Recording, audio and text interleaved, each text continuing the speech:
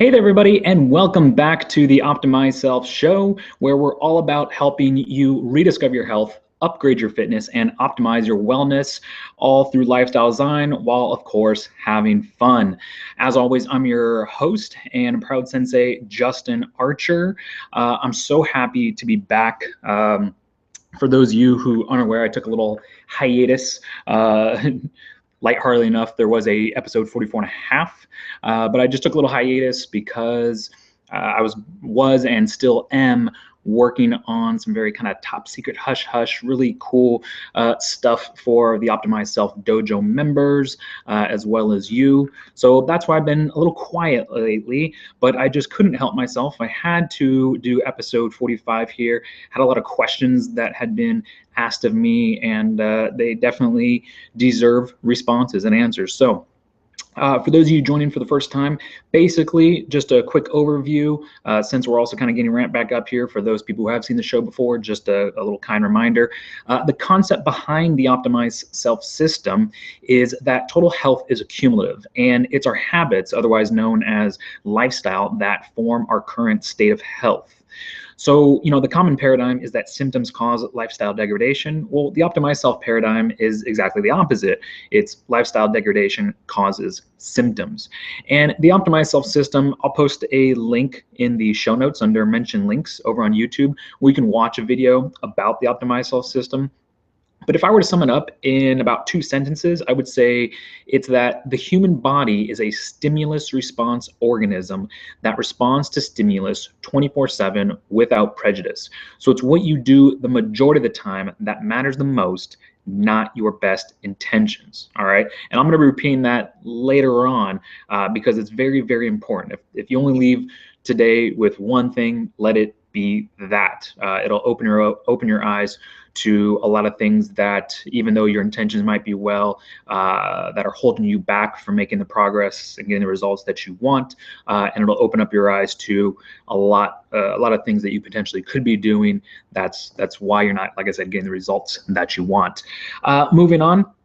The overall philosophy here of the Optimize Self show, the dojo, the whole ecosystem is really to be the best version of yourself possible so that you can help others do the same. And with that, let's move on. I'm going to take down this intro screen here in just a little bit so you can see me. But before I do, like I said, I have a lot of questions. I get a lot of questions. I have a lot that are going to be answered on the show. We're going to go over a lot of topics. And I love questions. I believe that the quality of your life is determined by the quality of the questions you ask yourself and others. And better quality questions lead to better quality answers, progress, and results. That said, I have to say, more often than not, I get questions about advice. What do I do? What should I do? And it's not that they're bad questions, but they're the wrong questions to be asking at the time. And that's not really most people's fault.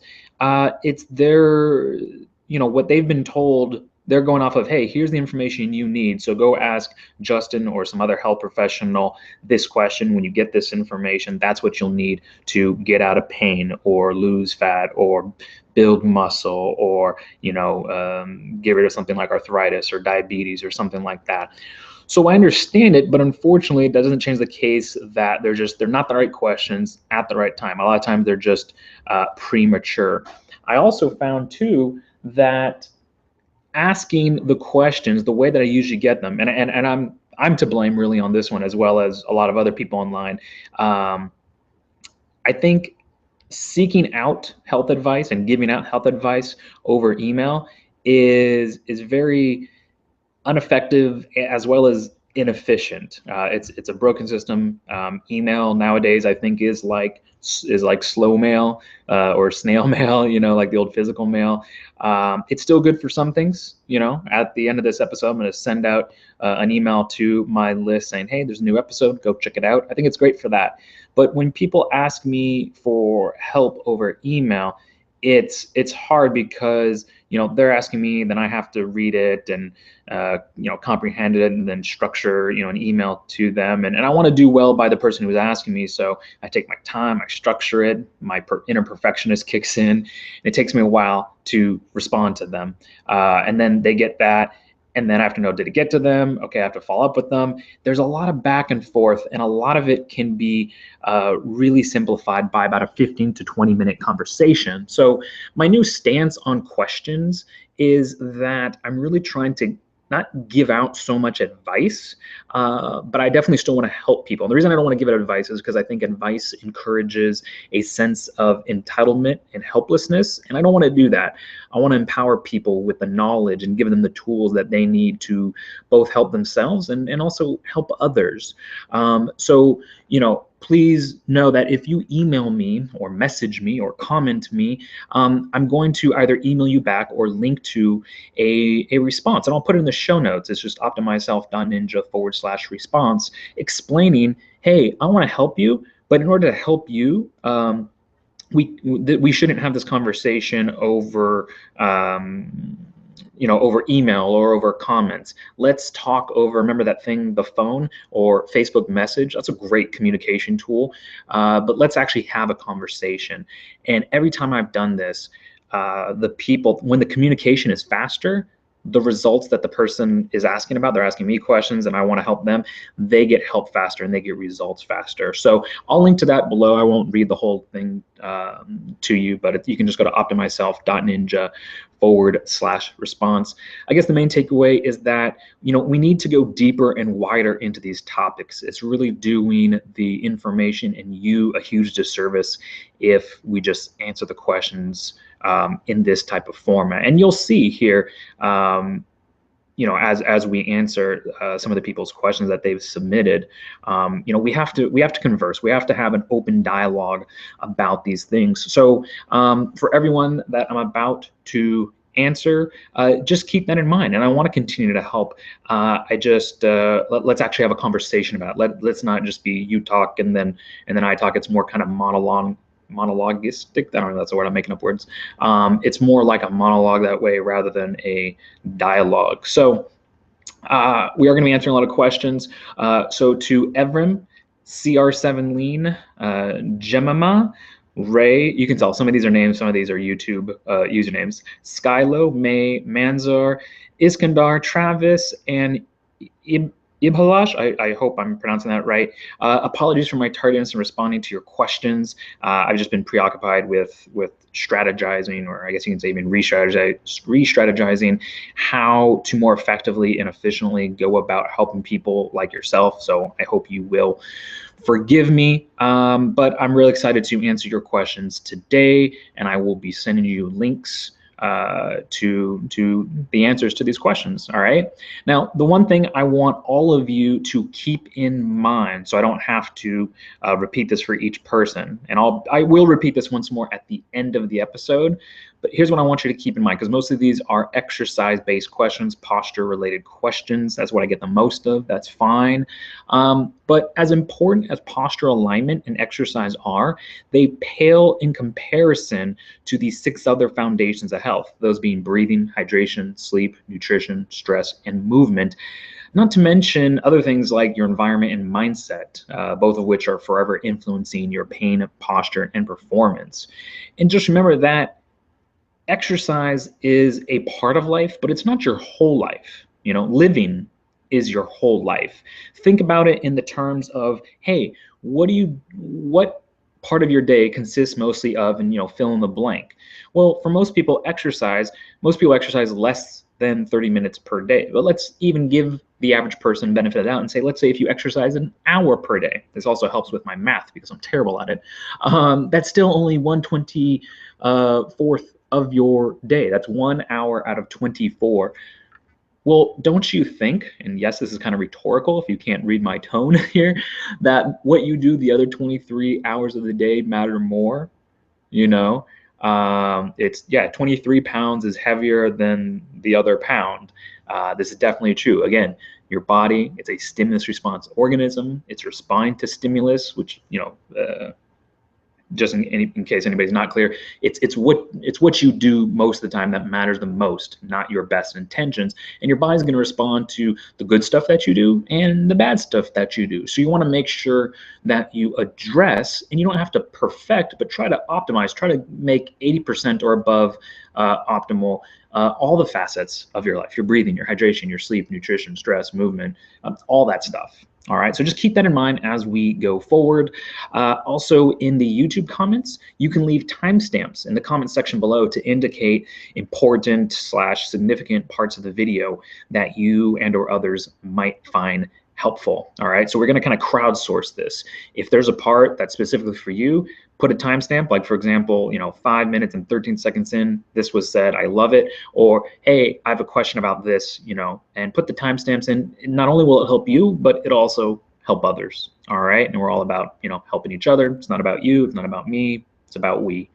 Also, you can text and call me at 619-800-2459. I'll put this number up in just a minute. But again, 619-800-2459. You can text or voicemail me your questions, or you can message me at Facebook. Actually, now they just let you put FB. So FB for Facebook.com/Justin, the letter V, which is my middle initial, Archer, Justin V. Archer. All right, and with that, let me take down this intro, say hi to everybody. For those of you tuning in for the first time, sorry I'm not better looking, what are you gonna do? And let me put up a lower third here, all right? I've got some text here pre-selected. So for those of you that didn't catch the phone number, as well as the website that you can find me, I will post these down below here, and you should see it pop up in just a moment. There we go. That's me, Justin Archer, aka Sensei. You can find me over at optimizeself.ninja, and my phone number is 619-800-2459. I would put the fb.com/Justin V. Archer, but there's not enough room. That's why there's no space between the A and the parenthesis. I don't know. Anyways, with that, let's get started because we've got a lot of questions. I think 10, maybe more to go over. In the future, I'm going to probably keep this to 3, but I had a lot of catching up to do. So here we go. Evrim emailed me in a response to the Posture Guy welcome email. Says, hey, Justin. Hey, Evrim. I'm Evrim, born in Louisiana, currently living in Turkey. Awesome. The main reason for which I happen to stumble upon your videos is that I have recently started getting into powerlifting, and unfortunately, I've been hit with an injury pretty early on in my training. I suppose it happened while squatting, though I don't think I'm able to pinpoint exactly when it did. It's this pain on the inner upper right of my right hip, and although the same pain isn't there on the left side, I do feel some tightness / tenderness there as well. So I must have done, or there's some word missing there, and I'm still doing something wrong. I tried to exactly pinpoint what muscles are causing the problem, but it seems like a variety of movements cause pain, and it may have moved a bit as well since it started. The moves that most consistently cause pain, aside from coming out of a squat, so, I imagine it's basically going from here to coming out of it, to give you a visual, are when I raise my legs standing up, though not when my knee is extended, so lifting the leg up when the knee is bent, letting my knee roll out while lying on my back, and similarly doing the butterfly stretch as well. So that's, just, you can do the sitting or on your back, but just when the knees drop out, feet together, knees dropped out. Again, you can do it sitting or on your back, for those of you not familiar with a butterfly stretch. And to me, curiously, when I'm lying on my back, flat on the ground, and I put my legs together with my knees bent and rolling to the right. Also, when I do lunges on that side, it feels pretty uncomfortable as well. I used to think that this happened to me due to immobile hips. I think you might be onto something there. but maybe not in the way you're thinking. That was me going off script here. But now I'm starting to think that maybe I've been squatting too much without doing sufficient accessory exercise, and so I've developed some muscular imbalances around my hip. This has been going on for a few months now, and I'm seriously limiting and it's seriously limiting my strength, and I feel like my efforts in aiding its recovery aren't helping much either. So if you can help me, if you can help get me on the right track to fix the issues, I would be eternally grateful. Many thanks in advance. P.S. I just wanted to add that I really like your style of video content you have on YouTube. It's always very nice to see someone eloquently putting forth their thoughts on matters they have a good grasp on, especially when it's on a topic that is surrounded with such confusion, conflict, and complacency. Well, Evrim, thank you very much for your kind words. Let's see if I can help you out. So what you're explaining here, if I'm kind of painting a picture of your posture and the movements that you're having difficulty with, and obviously anytime it comes with posture related things or movement related things, photos and videos help a lot. Just for everyone listening, if you want me to take a look at those, they definitely help me out, give you a more concise answer.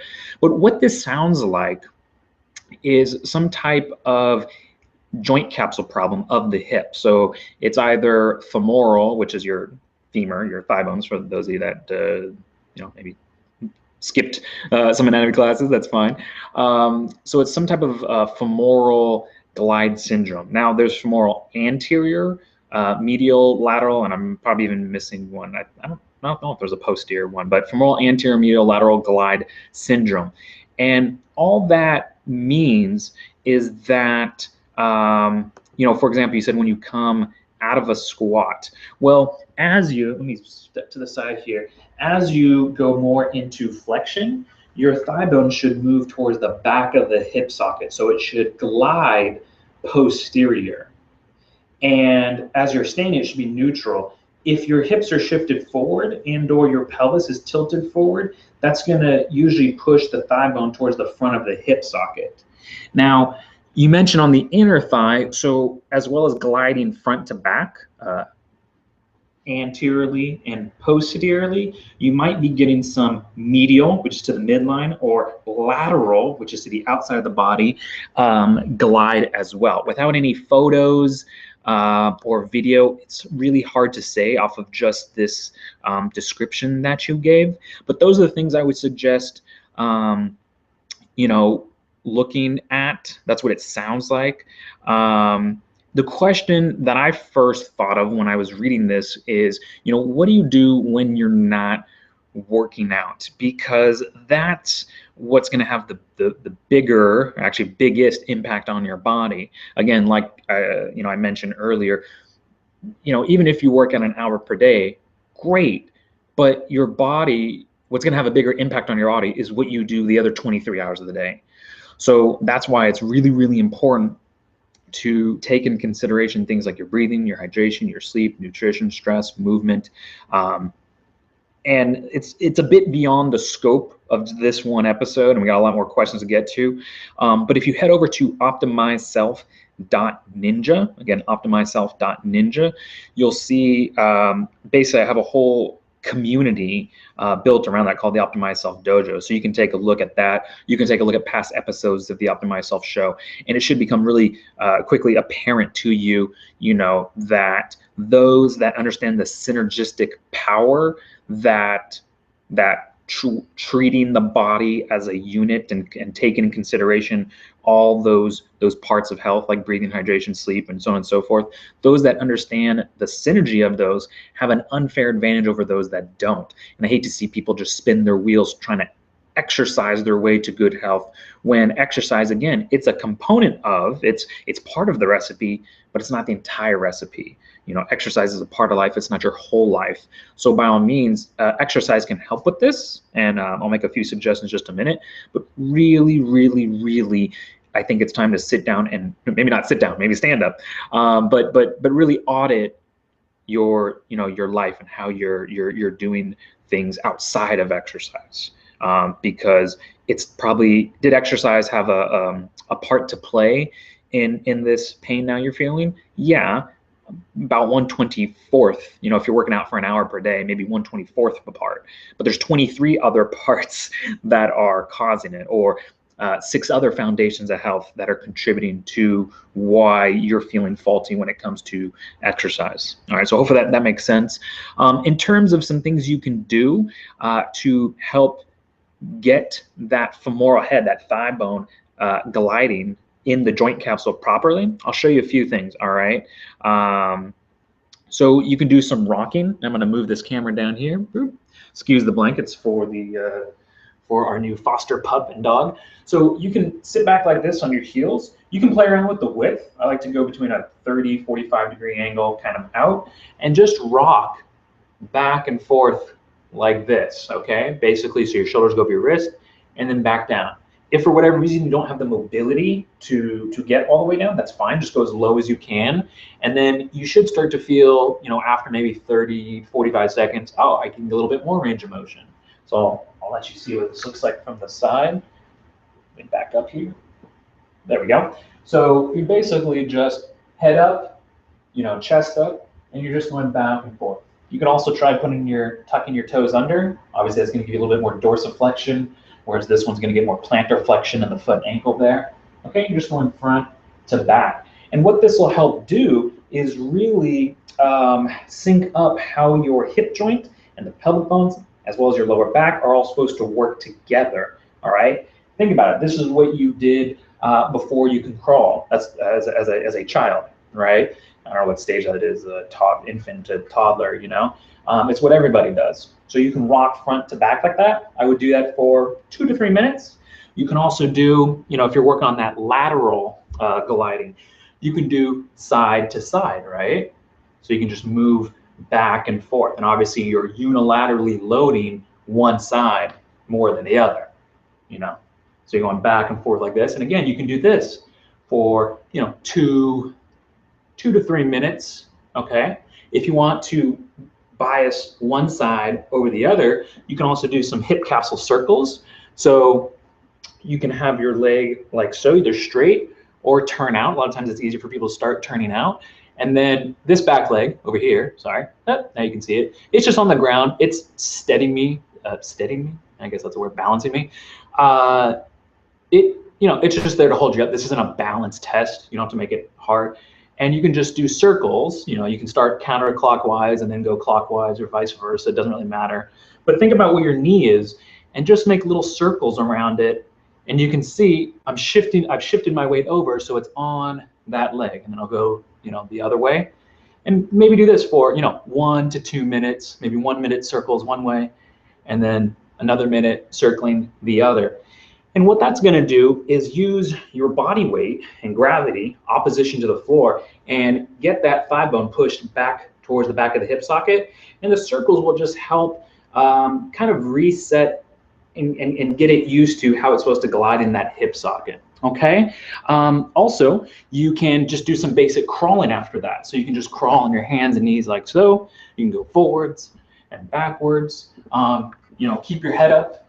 You keep your chest up, don't drop your head. 1, it's not good for your neck and spine. 2, you might run into something. So you're just walking, opposite arm, opposite leg. You can be on the tops of your feet like so, or you can tuck them under, you can play around with that. And a lot of these kind of dynamic, natural movements that we did as children during development stages of our lives are really, really good for retraining, again, that femoral head to glide properly. And really, your body will naturally start to rebalance out the muscles. You even said it somewhere about, you said, you think you've been squatting too much without doing sufficient accessory exercises. So you've developed some imbalances around your hip. That definitely sounds like it. I think you're onto something there. Your body, without you having to really think about it, reactively will start to restore balance to the musculature surrounding your hip. All right. So start with those, the rocking front to back, rocking sideways. You can do the single leg rocking, aka hip circle capsules, capsule circles. You know the one. And then also do some crawling. But really, think about. Sorry, I just lost my place there. There we go. Really make sure to audit your other foundations of health: your breathing, your hydration, your sleep, your nutrition, your stress, your movement, even your environment, how it's influencing you, and really verify that they're supportive of your efforts, by which I mean the exercise I just showed you or any other exercise that you might be doing. Make sure they're supportive of your efforts and not hindering, they're not holding you back. All right. Anyways, everyone, thank you for writing in. Again, sorry it took me so long to get back to you, but I hope you find this helpful. Please feel free to follow up with me either over the phone or Facebook, and I'd love to chat with you more about it. All right. Take care. Okay. So next up, let me grab some water. There we go. I lost my place. Okay. So CR7 Lean from YouTube comments, has 2 questions, and this is from a video. Any videos, any post, I'm going to link to in the show notes below. This is from one I did a while back called Correcting Common Posture Deviations, Thoracic Offset with Rotation, also known as scoliosis. So the 2 questions CR7 Lean has is, number 1, my right shoulder is rotated forward when doing static back. It doesn't touch the floor. Or windmills, should I roll it back into a normal position, then do them, or do them in my current state and it will naturally go back over time? So CR7 Lean, I get the 7 Lean. Anyways, I'm always curious to know the history of usernames.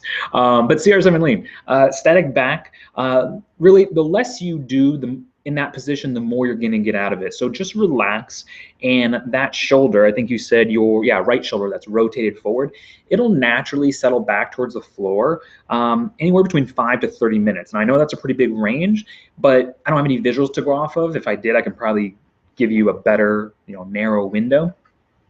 For me, my left shoulder tends to be like your right shoulder, especially when I first learned about postural alignment therapy. It took about 25 to 30 minutes for it to settle.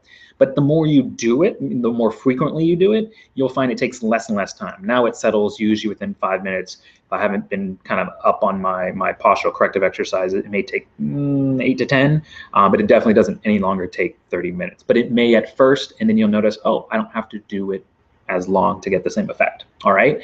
As far as the standing windmill, yes.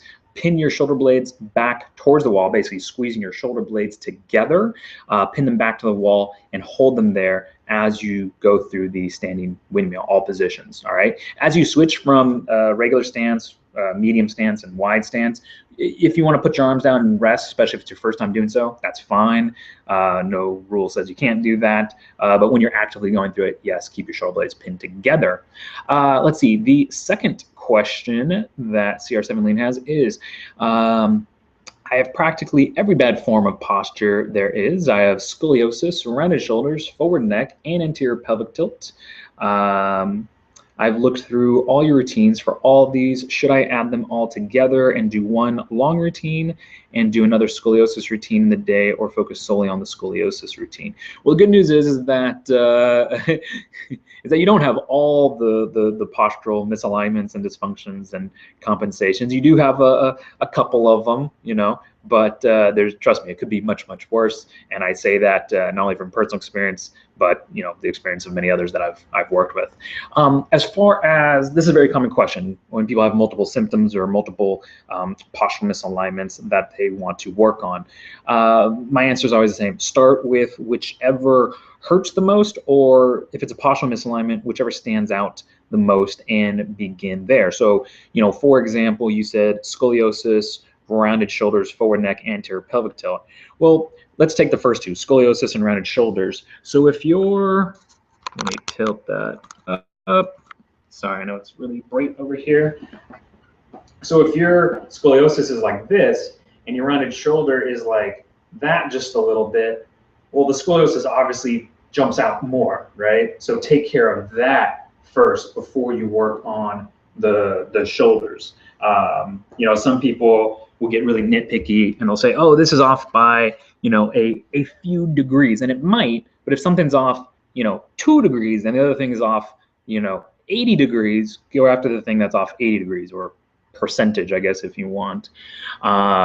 So and then stay on that thing until you get under control, until either the pain is gone, or if it's a postural misalignment thing, until you go, yeah, you know what, it's either 100% or at least it's like 90% of the way there. Okay, and then move on to the either the next most painful thing or next most obvious postural dysfunction, compensation. Let's put it under the umbrella term of misalignment. Okay, so start with what's worst, and then, you know, as you take care of each one of those things, go ahead and move on to the next one. All right, and no, you don't do them all together. Stay on one for what'll probably take anywhere from a week or two if you're consistent doing the exercises in the order that they're sequenced in, and then you'll probably move on to the next one after a week or two. Okay, and I think that's it. CR7 Lean, thank you very much for sending your questions. Sorry for taking so long to get back to you on this, but hopefully you find some of the stuff I've been working on over at optimizeself.ninja. Granted, some of them are kind of behind the scenes, so you won't see them right away. Excuse me, right away. Helpful, and that'll make up for my tardiness. Anyways, thank you for sending in your questions and your comments. And let's move on to Jemima. Jemima from the Posture Guy welcome email says, hi, I'm Jemima from Malaysia. Hi, Jemima. I figured out that my left hip is higher and slanted, and whenever I walk, people tell me that, you know, or tell me why I'm walking sideways, or ask me why I'm walking sideways. So this is something, you know, pretty common, Jemima. Basically, you know, yeah, if you have one hip, you know, elevated, doesn't matter which, it's going to appear as if one leg's longer than the other, and it's going to appear as if you're walking slanted or sideways. So I would refer you to a video post that I did, oh gosh, probably a year or two ago, called Correcting Common Posture Deviations, Hip/Pelvic Elevation. And I'll link to that in the show notes below. All right. And yeah, that's about it.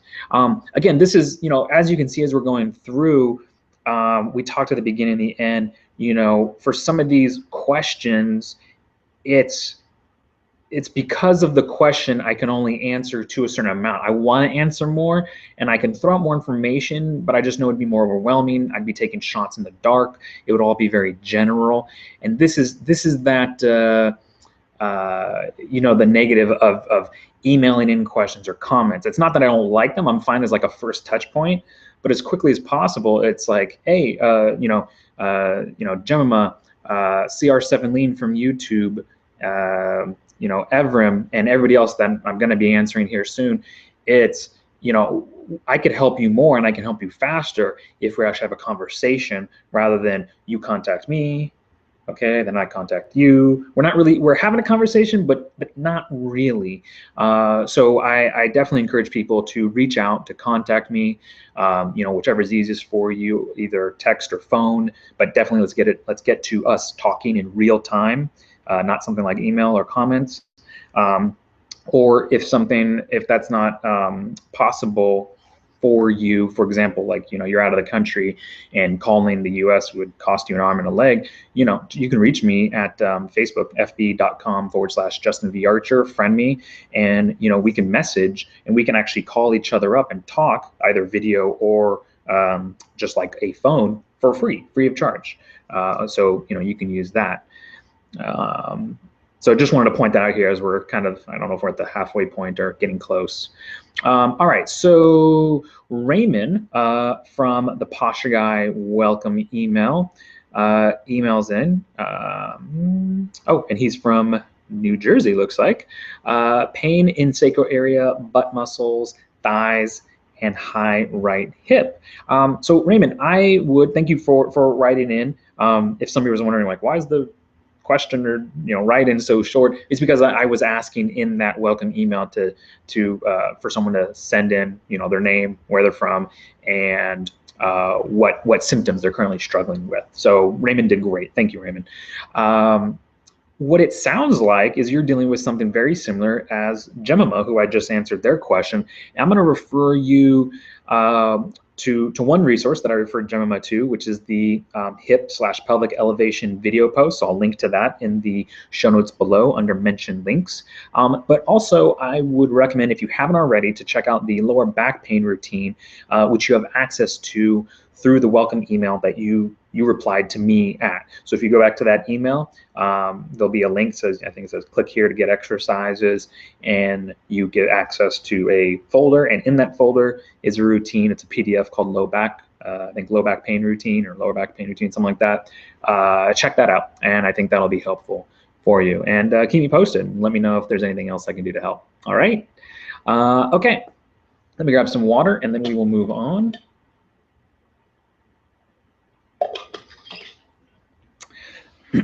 Okay, Skylo from the Difference Between Swayback and Lordosis YouTube video writes in, I'm almost certain I have lordosis. For those of you not familiar with lordosis, it's basically kind of looks like that. It's basically a more than normal, I guess you would say an excessive lordotic or inward curve of the lower back. All right, so let's start again. I'm almost certain I have lordosis, but I was wondering a few things. You already said in another comment that you can make yourself taller if you align your posture, but how much taller, and is it possible to completely realign your posture, and how long does it take? Also, I've been talking to a few people, and they all say that I don't have lordosis and I can't make myself taller, but I followed the video and I'm pretty sure I have it. I also tried another method of standing up against a wall and putting my hands behind my lower back. I could fit both hands with still some more room, but I'm not sure if this is accurate. So Skylo, yes, you can make yourself taller and completely realign your posture. You know, by how much really depends on how tall you were originally. You know, obviously, if you were 5'8", doesn't matter how many posture exercises you can do, you're not going to be 6'2". And also depends on how compromised your posture currently is. So, you know, when I first learned about posture alignment therapy and started doing it, you know, I got back probably anywhere from 1.25 inches to 1.5 inches. Because I had lost posture, especially in my spine, in my knees and hips too, of kind of forward and kind of lateral movement. So I can do that. Now I haven't gotten any taller since, you know, it doesn't matter how much I do, I'm not going to get, like I said, to 6 foot. So again, it depends on how tall were you originally and how off is your posture now. You can get as tall as you once were before. You're just not obviously going to get taller. As far as how long it'll take really depends on your overall lifestyle. Remember that your body is a stimulus response organism, and it's responding to stimulus 24/7 without prejudice. So it's what you do the majority of the time that matters the most, not your best intentions. So really, there is no definite answer to that question. I know that's frustrating, but yeah, it is, and it depends on a lot of things, which, you know, in this comment, I don't have the information to even make a guesstimate. Is that a term? I don't know. Yeah, I can't say for sure. The one thing that I would say, though, is maybe not even looking at as how long it's going to take, because we're all works in progress. I look at as, didn't Yoda say something like there is no, you know, starting or stopping, there's only doing. And that's kind of how, was that Yoda or someone else said it? I don't know. But that's how I look at it as, you know, how long is it going to take? It depends on how you define that question, as far as how long is it going to take to get out of, say, you know, if you have any pain associated with the lordosis, it could be as little as a few minutes temporarily. To have it more permanent so it stays away, could be a few weeks to a few months. To make sure that it never comes back, pretty much the rest of your life. And that's not to say just doing exercises. Actually, I would recommend against that approach. I would recommend learning about and using the synergistic power of breathing, hydration, sleep, nutrition, stress, movement, and exercise, basically upgrading and optimizing your lifestyle, so that way it becomes, living pain-free and not having lordosis becomes easier, simpler. It just kind of becomes automatic. All right. And finally, yes, it does sound like you do have lordosis. The great job doing the test against the wall. If you can fit both hands between there, yeah, it sounds like you have lordosis. Again, I can't say for sure 100% absolute because I can't see you, but from your description, yeah, it sounds like you have lordosis. So anyways, thank you for writing in. Hopefully you not only use the exercises that come along with that video post, the difference between sway back and lordosis, but hopefully you also look into again, upgrading those various areas of your life, breathing, hydration, sleep, because they will help you tremendously in getting rid of that lordosis. And if you want to learn more about it, you can go to optimizeself.ninja. All right. Anyways, thanks again for writing in. Let's see. Let's move on to the next one, which is from May. May from Short and Tight versus Long and Taut Athletic Postural Types, which is a post that I did a couple years back on thepostureguy.com, asks, do these exercises help to correct lordosis? Lordosis is a very popular symptom. We just answered one. Do these exercises help to correct lordosis? Also, will correcting my posture make me taller, and by how much? Also, everybody wants to be taller. Yes, these exercises will help with lordosis, and by these exercises, I mean the ones for those people who are going, what exercises?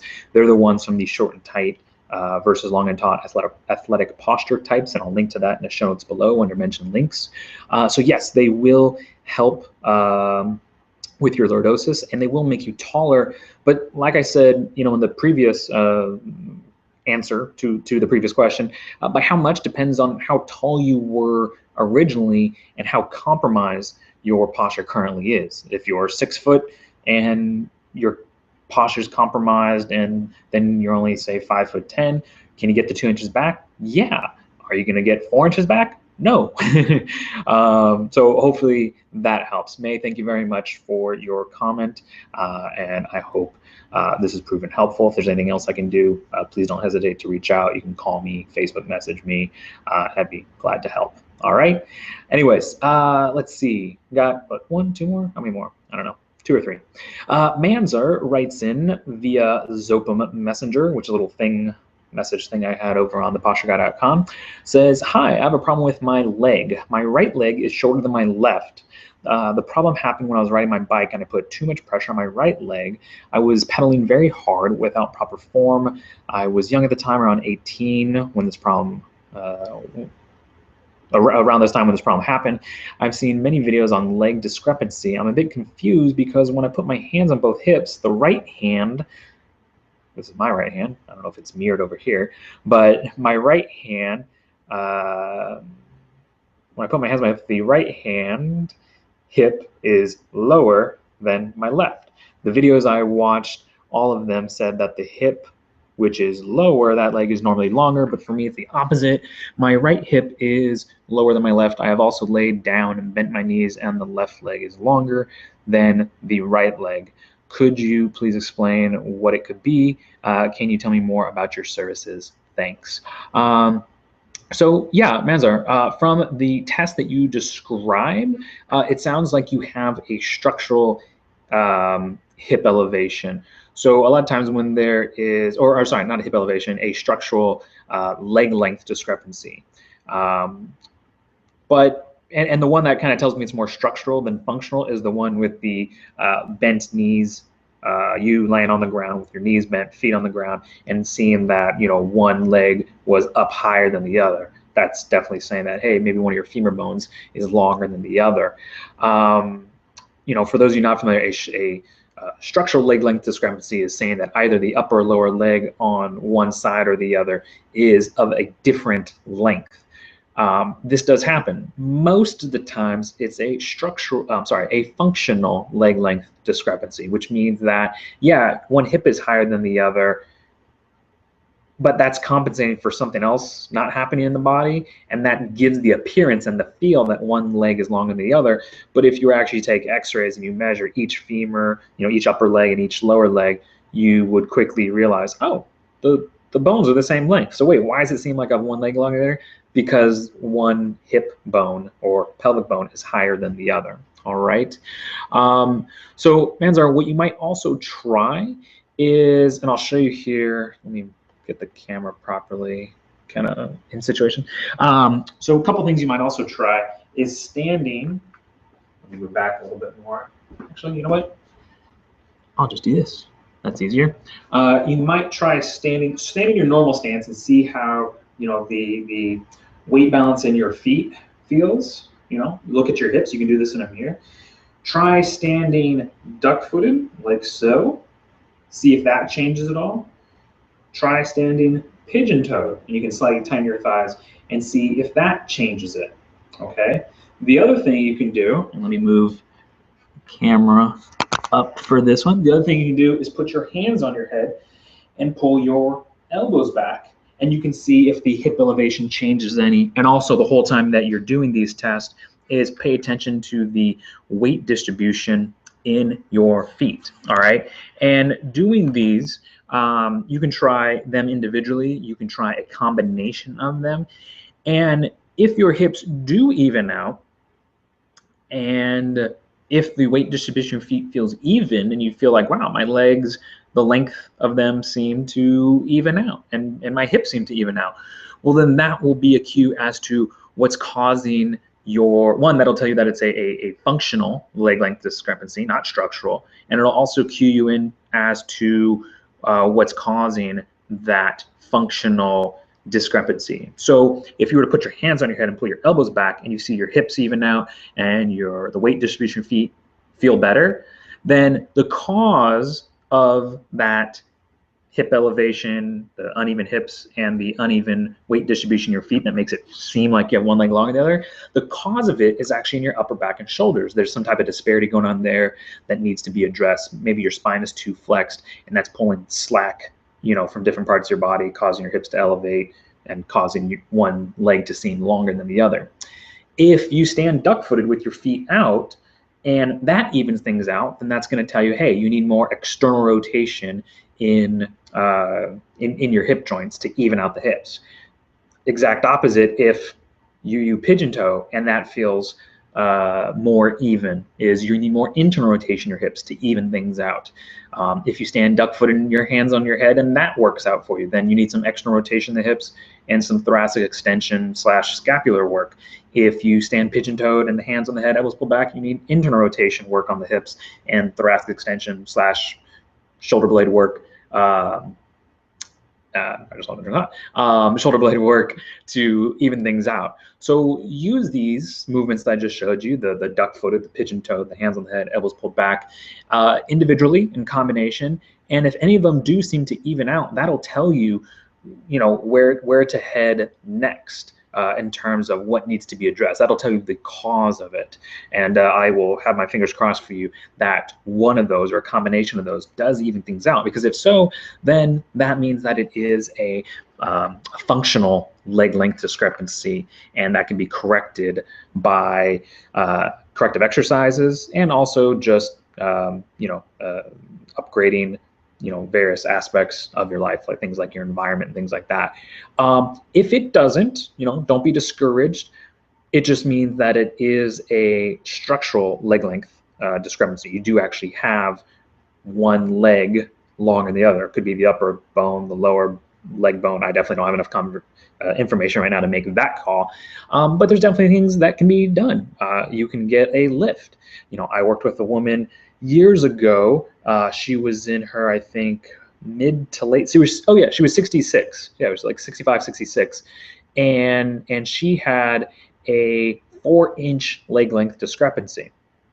And she came to me with hip and back pain.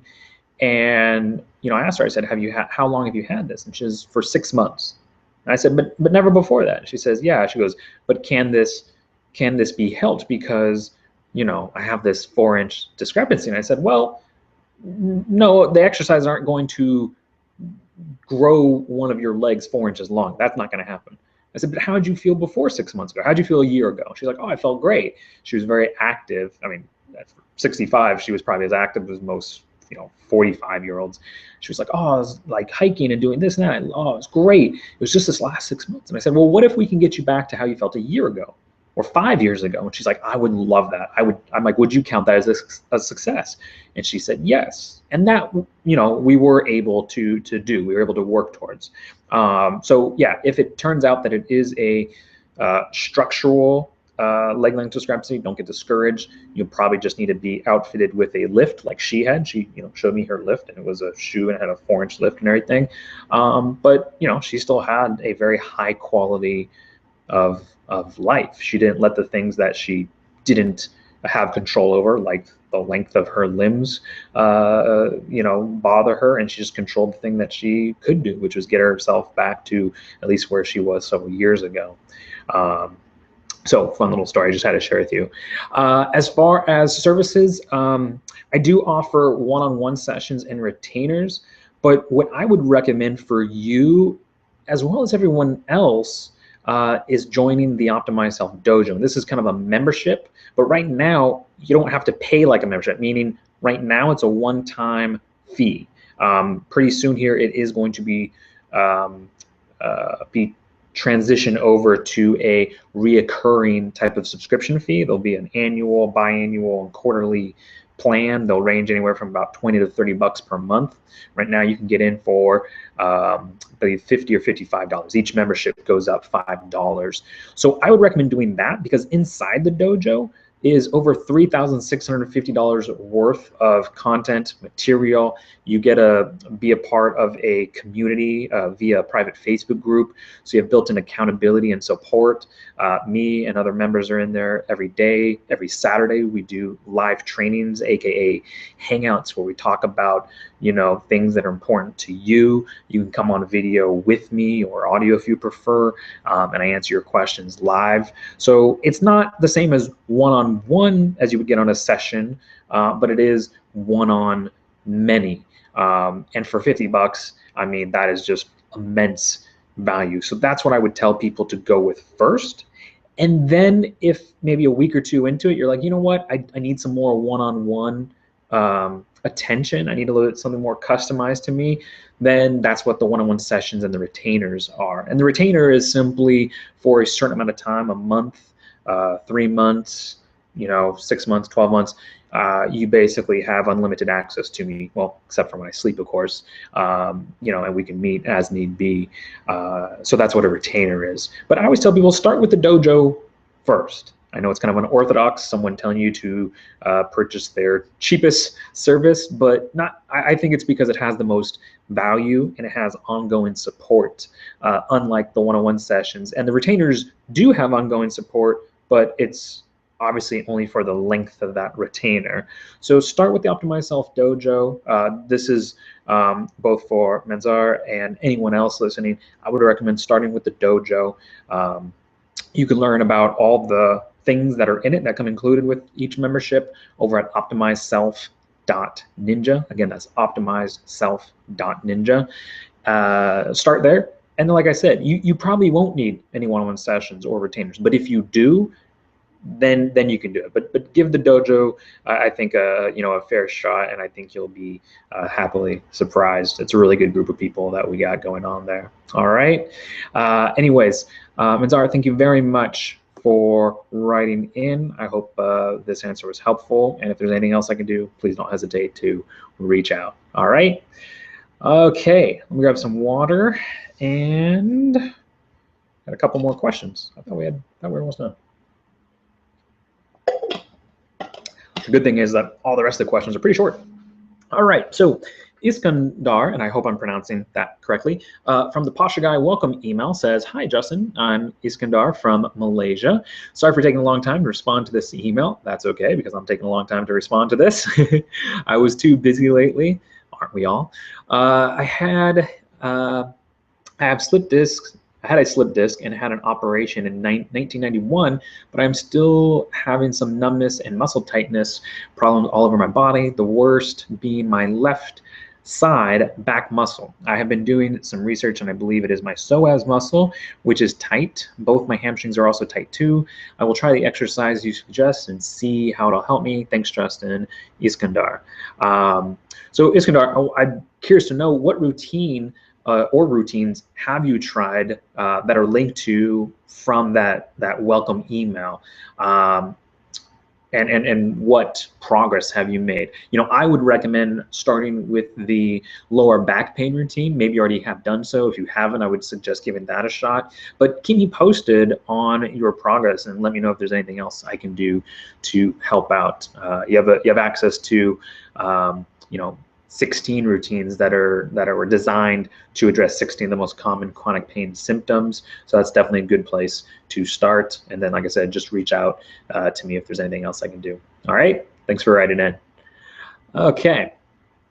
Okay. Travis from the "Do you have to stretch your hamstrings to touch your toes" comments. This was a video that I did about how to touch your toes without stretching your hamstrings. Comments: I still can't reach my toes, but I felt better after doing the exercise, except for the ball one. I don't have a ball, LOL. And what they're referring to, what Travis is referring to, is there's a number of exercises that I demonstrate in the video. And one of them is taking a ball, a lacrosse ball. I'll actually show you because I have one over here.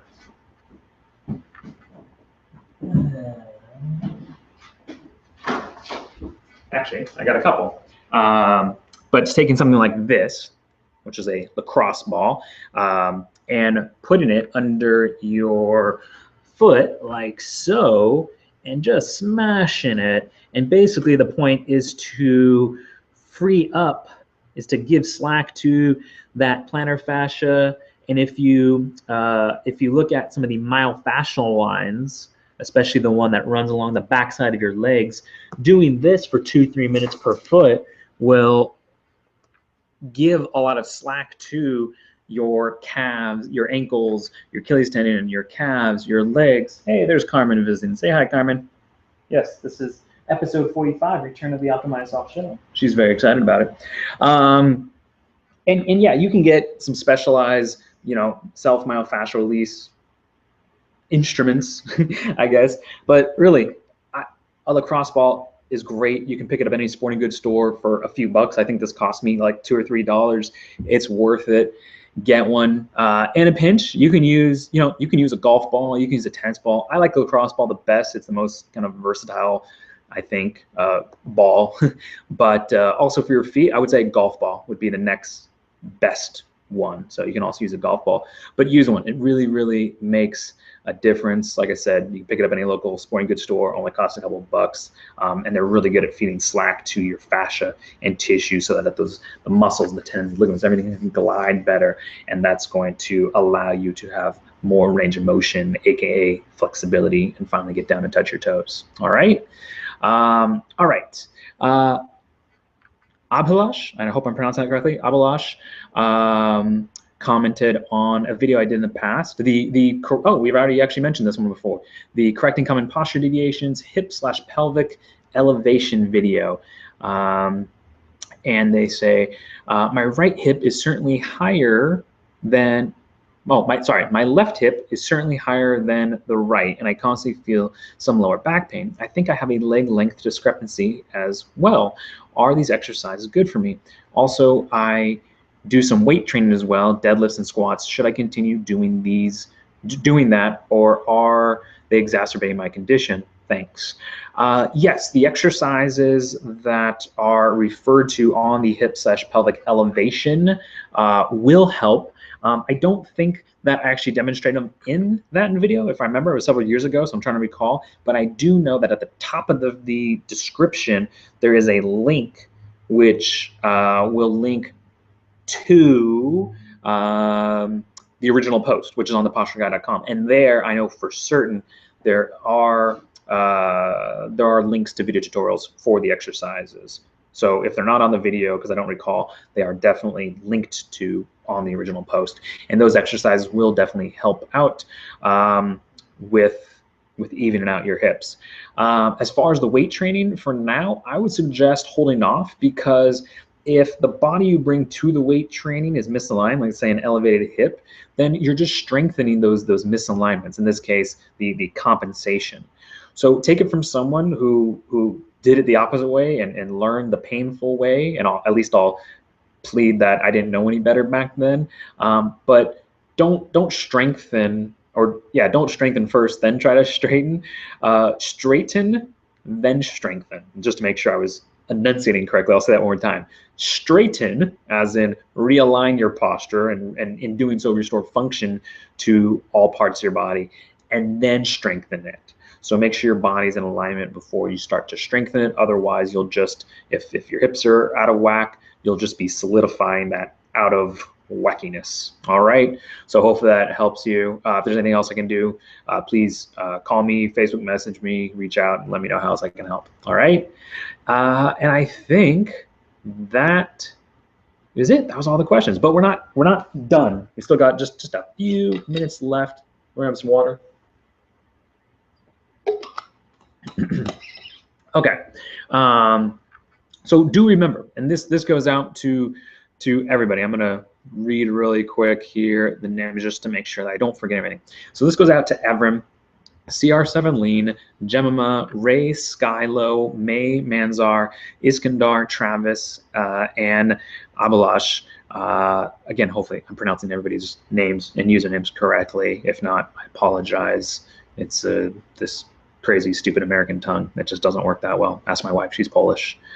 But just remember that exercise is important, and I know we mostly answered exercise posture related questions. That is what I get most of, and that's okay. You know, most of them are from thepostureguy.com. That it's okay, but don't try to fix the problem alone with just exercise, because that is a surefire way to fail. You have to remember that the human body is a stimulus response organism that's responding to stimulus 24/7, you know, without prejudice. So it responds to good stimulus and bad stimulus.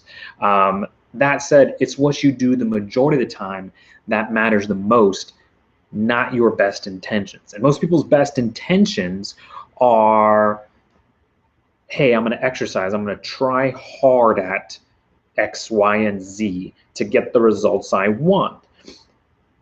And although hard work is admirable, it's, you know, I always tell people, working hard without first working smart, like without hard work on top of working smart is a good idea.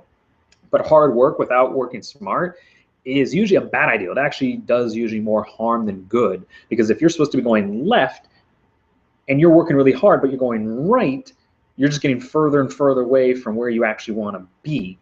So, you know, a lot of people have good intentions of trying to make themselves healthier, but if you don't have the right strategy in place, it doesn't matter how hard you try at something, you're just not going to succeed at it. And that's what I want to help you and other people avoid is, you know, in society, we put exercise up on a pedestal, and a lot of people look at exercise as the best, or in many cases, the one and only way of bettering themselves, of getting healthier and more fit. Well, understand, it's a tool. It's one component. It's one aspect. It's one tool that we can use to do so. Unfortunately, nowadays, it's I think, an overutilized tool. It's the tool that we just keep reaching for and keep reaching for. And it's like, oh, well, what's the answer to this health? And it's from exercise, more exercise, harder exercise, a different type of exercise, different sequencing of exercise. Let's call something another exercise name. And it's all this exercise stuff. But when you step back and you look at it from the view of, hey, my body's a stimulus response organism, and it's responding to stimulus 24/7 without prejudice, and it's what I do the majority of the time that matters the most, not my best intentions. When you look at it from that point of view, which isn't a my view or opinion, there's tons and tons of science over many generations that prove that, you realize, well, wait a second, what I do the most is not exercise. That nobody does, even professional athletes. nobody, most of their life is consisted of exercise. Again, even professional athletes, the average person, less than 30 minutes of their day is spent exercising. But even if an hour of it is, you know, it's what you do the other 23 of the hours that matter the most. So don't let a myopic viewpoint keep you blind you from looking at what you're doing the other 23 hours, because I guarantee you that that is having a bigger impact.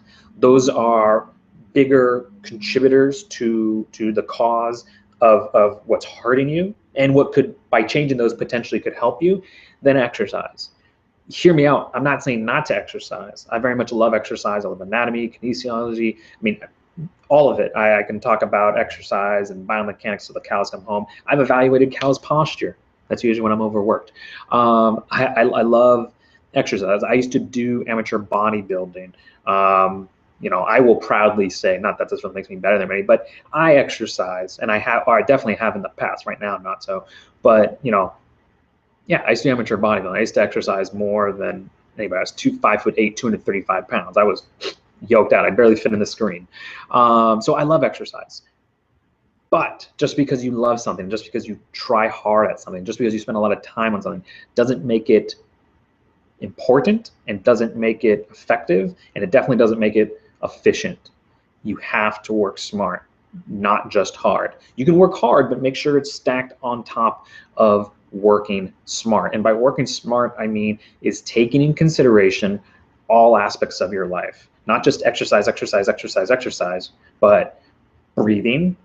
Literally in this order of prioritization: breathing, hydration, sleep, nutrition, stress, movement, exercise, and then think about your environment mindset, which are circling all of those.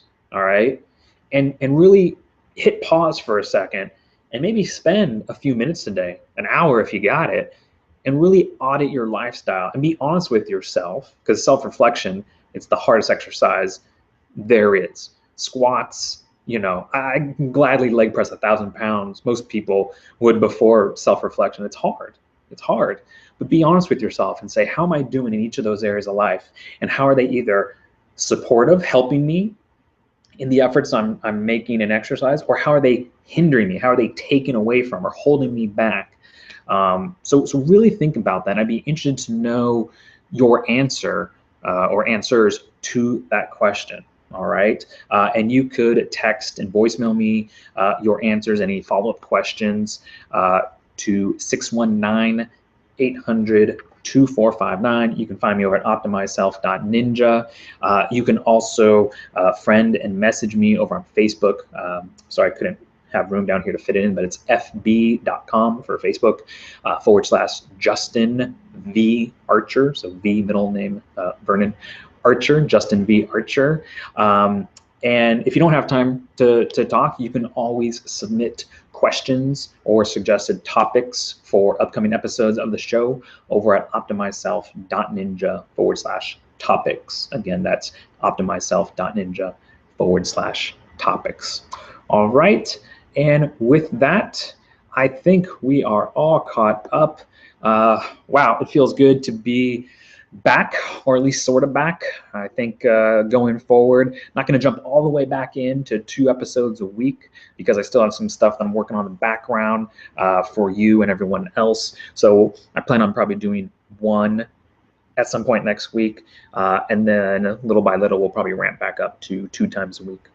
Okay, but I got a lot of fun stuff, a lot of really cool stuff that I'm working on in the background that I think you're really going to enjoy. So stick around. Thank you for joining me today. I look forward to seeing you inside the next video, whether it's the Optimize Self Show, the Optimize Self Moments, which are, for those of you that follow those, 15-second or less short little videos that hopefully act as catalysts of the day in your life to make positive change in various ways. The Optimize Self monologues that I do every day inside the Optimize Self Dojo. If you choose to join me and our fellow dojo members in there, that would be great. Maybe on a one-on-one session, maybe in a retainer, whatever the case may be. I look forward to seeing you then. Until then, take care and be a good human.